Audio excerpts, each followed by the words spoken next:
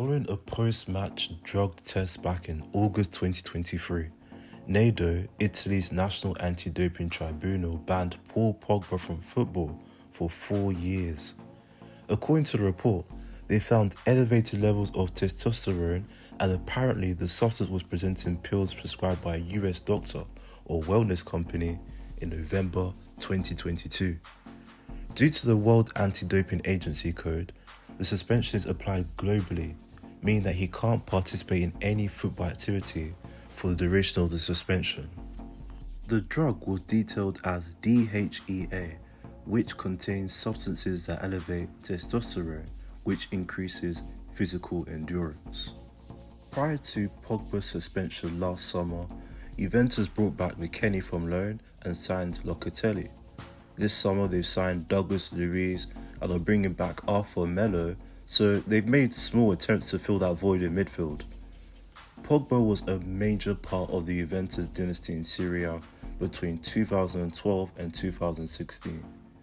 Juventus won 4 titles after Pogba returned to Manchester United, 2 with Ronaldo, and last season managed to finish 3rd, but they were still 23 points away from league winners Inter. So, of course, they've been relatively stable, but I'm sure they would have loved an available and healthy World Cup winning midfielder, one of the most talented and versatile midfielders of his generation. Paul Pogba needs no further explanation. He's a certified baller. They'd be pleased with 3rd, but we know Juventus would have benefited from Pogba immensely.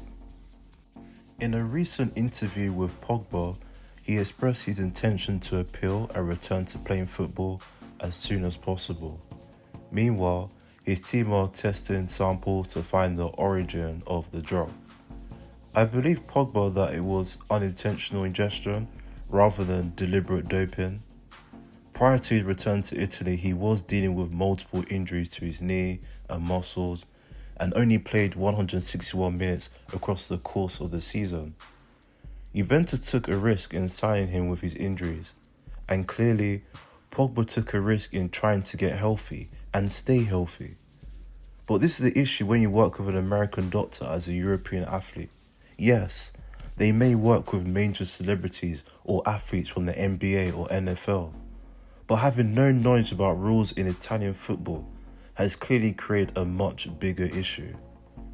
Back in late 1990s and early 2000s, Italy was embroiled in doping scandals, allegations of widespread drug abuse, clubs overprescribing players with pharmaceuticals and deeming them as legalized doping, and negligence in testing, inconsistent punishments.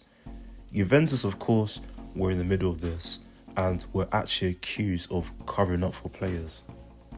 It's a very disappointing and sad situation, both for the club and Paul Pogba.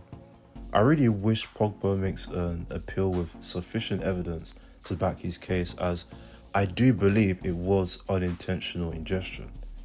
Given the length of the suspension, it does appear harsh, given the fact that it's potentially career-ruining, but we can only judge the punishment's fairness or unfairness dependent on its consistency and assurance that no players or other players in the league are covered up. We've seen athletes take a break away from football before. If Pogba serves the entire suspension, he'll be 34. But nowadays, players are still playing into their 40s. It definitely will be a challenge, but Pogba is talented, gifted. He has intense love for the game. With the right support, which I believe he has, I'm sure he'll be on track to return to the pitch.